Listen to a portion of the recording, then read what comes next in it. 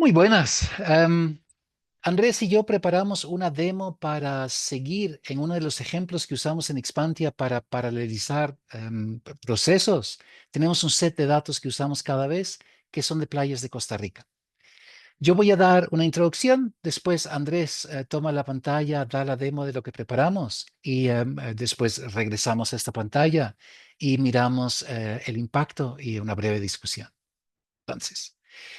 El punto que buscamos resolver es que en R, Python, Rust, sí, por defecto, todo esto corre en un solo proceso, sí, un solo thread. Entonces, máximo procesos es uno y el RAM, bueno, a ver, se puede en computadores como comerciales, podría ser un poco más, pero digamos 256 gigas. Puedes paralelizar el código sobre múltiples cores o bien puedes correr múltiples procesos en múltiples contenedores. Y el ejemplo que usamos para esto es el de playas de Costa Rica. Y la pregunta, bueno, ¿cuáles de los segmentos censales está más cercano a la playa? En Costa Rica hay 15.000, un poco más de 15.000 segmentos censales. Entonces, para calcular de todos la dirección a la playa y después escoger la más corta, es un caso típico de algo que es paralelizable. En, ¿Cómo resolverlo paralelizando? Es lo que Andrés nos va a mostrar ahora. Te paso la pantalla, Andrés. Claro que sí, Franz. Déjame compartir pantalla. Entonces, me avisas apenas puedas ver mi pantalla. Claro, ahí la veo. Bien.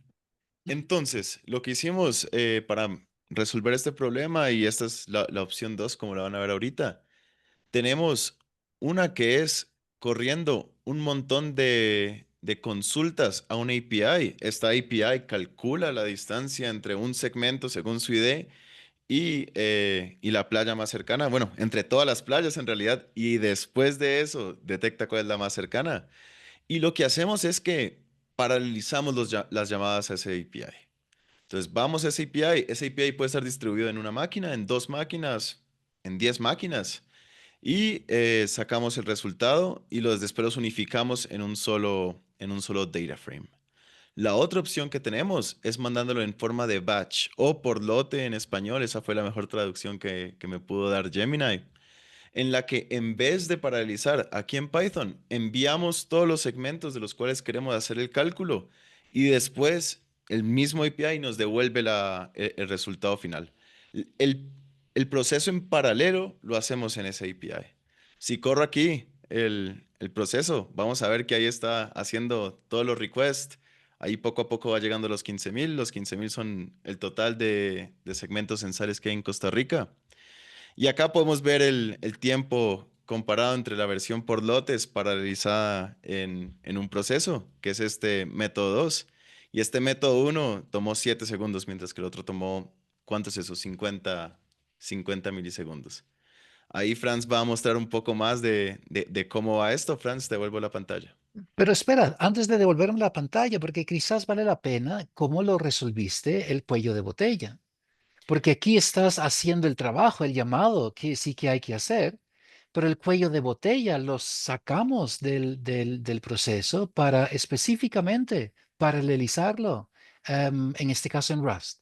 Claro que sí. Entonces, el cuello de botella, al menos inicialmente, es el cálculo de, ¿cómo se dice? De encontrar la playa más cercana a un segmento. Esto es prácticamente calcular todas las distancias y hacer un for loop, que para los que han trabajado en Python o R o algún lenguaje de alto nivel saben que, que típicamente lleva sí, a cálculos relativamente lentos. Entonces, el cuello de botella de calcular la distancia a las playas para un segmento era el cuello de botella inicial. Entonces, se llevó esa función a un código Rust que lo podía correr muchísimo más rápido. Sin embargo, después ese cuello de botella ya no era el cálculo ¿cómo se dice? De las distancias entre un segmento y las playas. Esto ahora es un proceso que corre en microsegundos, ya no es el cuello de botella. El cuello de botella entonces se vuelve como mandamos la información para obtener la distancia de todos los segmentos y además juntar toda esa información en un solo lugar. Entonces, al poder hacer eso, pues podemos crear una versión paralelizada de llamar esa función de encontrar la playa más cercana.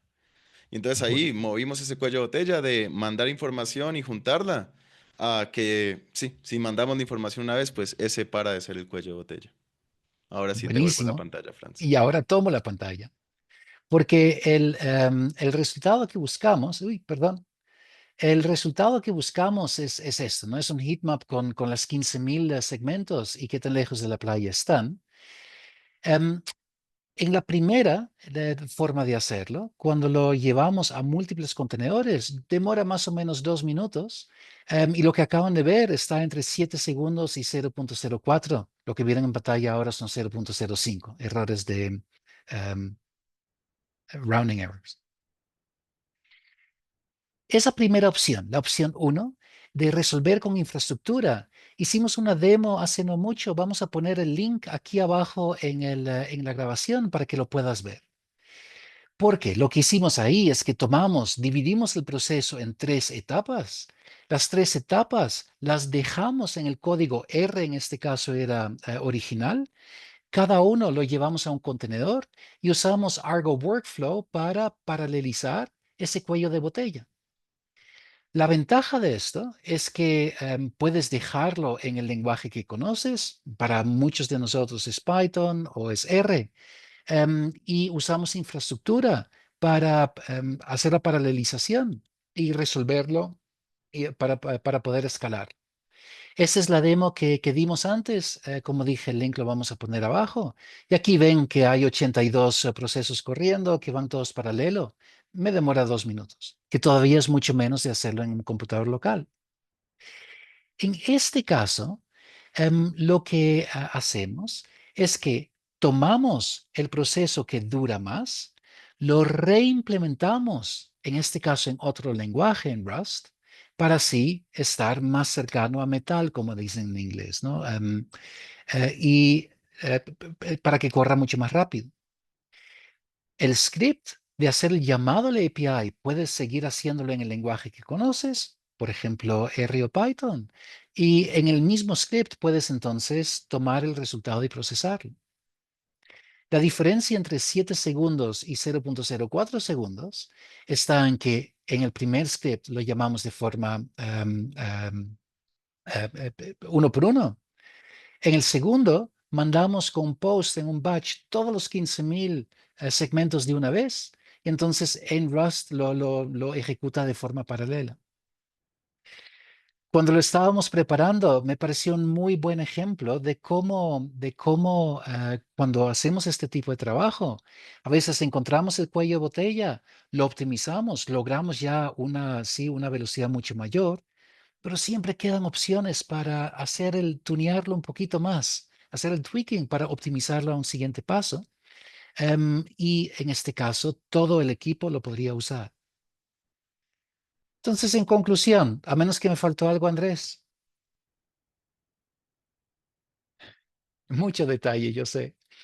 Pero la conclusión y lo que queremos mostrar con esto es que cuando encuentras un cuello de botella en el proceso que estás implementando, hay a grandes rasgos dos opciones. Uno es tirar la infraestructura. Y está Argo Workflow, pero hay container services de muchos tipos, serverless infrastructure.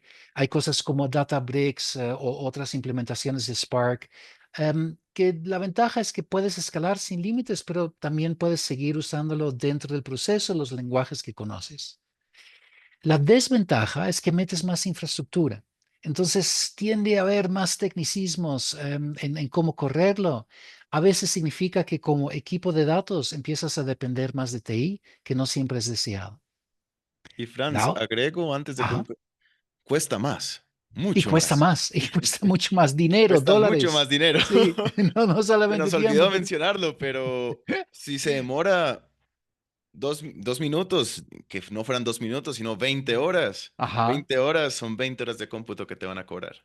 absolutamente. Sí, cuesta mucho más. La otra opción que cuesta menos y tiene la ventaja de que no te necesitas adaptar como equipo, es que optimizas el cuello de botella por ejemplo, algo como Rust. Puede ser una API, pero también puede ser un paquete en Python, un paquete en R, donde el backend dentro del mismo paquete se implementa en Rust. ¿No? Lo hemos hecho en más de un caso. La ventaja es que puedes seguir trabajando como estás trabajando. No dependes de nadie, no necesitas más infraestructura. Va a correr en los entornos que ya tienes. La desventaja es que probablemente requiere expertise de externos para resolverlo, ¿no? Alguien que sepa cómo optimizarlo de esa forma y en otro lenguaje. Em, y aquí el chiste que hicimos al preparar es que esa también es la ventaja, porque te da una buena razón para contactarnos. Franz van den Ee, Andrés Quintero, aquí en Expantia, para ver cómo te podemos ayudar. Buenísimo, Franz. Buenas, muchas gracias.